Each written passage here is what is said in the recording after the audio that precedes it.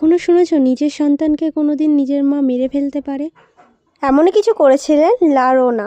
অনেক সময় আগে মেক্সিকোর একটি গ্রামে মারিয়ান নামে একটি সুন্দরী মেয়ে ছিল। তার পরিবার অনেক গরিব ছিল, কিন্তু তার এই সৌন্দর্যের কথা পুরো গ্রামের লোকের মুখে মুখে ছিল।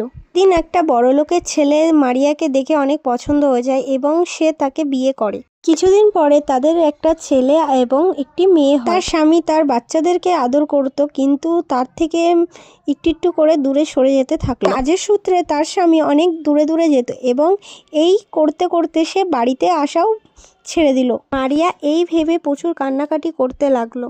তারপরে সে জানতে পারলো তার স্বামী দ্বিতীয় বিয়ে করেছে। এটা শোনার পরে সে তার বাচ্চাদেরকে জলে ডুবিয়ে মেরে ফেলে, কারণ তার স্বামী তার বাচ্চাদেরকে খুব ভালোবাসতো। মারিয়া যখন বুঝতে পারে সে রাগের বশে তার বাচ্চাদেরকেই মেরে ফেলেছে, তখন সেই জলেই সুইসাইড করে। এখনো মানা হয় যে যেখানে জল বা